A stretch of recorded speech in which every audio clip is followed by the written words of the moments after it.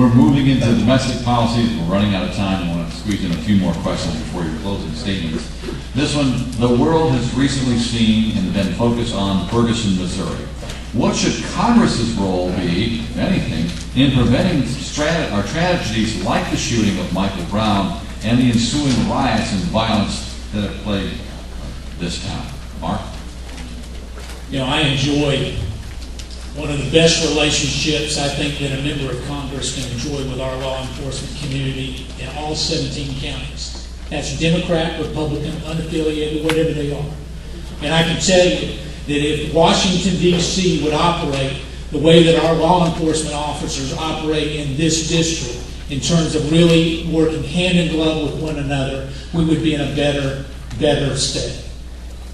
That said, we need to trust the rule of law, and we need to trust our law enforcement officers. Let me tell you, we've got great sheriffs all the way around.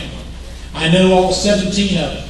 And so when we start to look at those sheriffs or police chiefs, let them make the best decisions. And what happens is each and every day, they risk their life, Frank. I talked to somebody the other day. For $12.70, a police officer is risking his life going out. And what we need to make sure is that we stand by them. You need to thank them. I encourage each one of you to thank those law enforcement officers that are out there. I stand with them, stand with their decisions, and quite frankly, I know that those kind of problems are not the kind of problems that we have in Western Carolina, and I'm thankful for that because of the integrity of the law enforcement officers that I have the privilege to serve. Will you show up on the 22nd of September? Please contain yourself. 22nd of I can tell you're an undecided voter, aren't you? Tom, you have 2 minutes for that question about Ferguson, Missouri. It's unfortunate that racism is still alive and strong in the United States. Now that's a fact. I lived in California when Rodney King was beaten. I saw the film on it, and his head they were hitting him in the back of the head with a nightclub, and they were hitting him so hard his cheekbone was bouncing off the pavement. And when the officers involved in that melee were brought to trial, the jury sent a question to the judge and wanted him to define the word beating. Now that's the kind, and what it is, we have, yes, I stand behind the police officers. We have good police officers in most of the places in our country, but there are exceptions where racism is being practiced, and it has to be stopped. And if the local police won't do it, we need to send in the federal authorities, not troops, federal authorities under the Civil Rights Act, and that's what we did for Rodney King, and we put those guys in jail.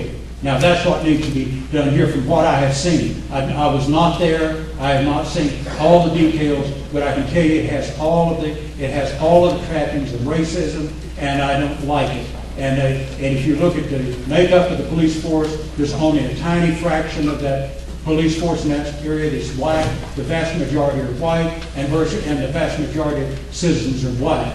I don't want racism on either side. I don't want reverse racism. But when these things come up, we always take a jaundiced look for white. We say, well, you know, if we look at it from the officer's point of view, or look at it from the guy that got his head slammed on the ground by that concrete, it's a different thing. No, racism is racism. It's ugly, and we see it against Obama every day we live, and that is the sad truth. Mark, you have a minute. Tom, they are involved in this case as well. Do you think that's appropriate? This is not an issue of condoning racism or not, because no one should condone racism. And I certainly don't. But for us, a group of 200 people here tonight, to try it based on headlines that we read, or based on what's reported on MSNBC, CNN, or Fox, depending on what you watch. For us to try that is convicting our law enforcement officers of a great tragedy that may or may not have been their fault. I went to a funeral of Jason Christ, and he gave his life defending me. You know, it could have been different circumstances. But the hardest thing I had to do was console a wife, a mother, and 2 sons, you know, of the loss of their husband. So I'm not going to condemn them from 1,000 miles away. I'm going to stand by it. With regard to Rodney King, I saw it on TV. I don't think, there was never any doubt in my mind as to what really happened there. I don't think anybody contested the fact. It was a question of what you thought did that constitute a beating. I've seen this over and over again. I saw it work in reverse in the case of O.J. Simpson. I watched that trial. I was working as a consultant at the time, and I watched that, and that was racism in reverse. But it's up to us as reasonable people to insist that race not be a factor in these events. And I think we have a duty. And I don't share Mark's position that we can just sit back and let the police do their job and everything will be all right. I don't agree with that.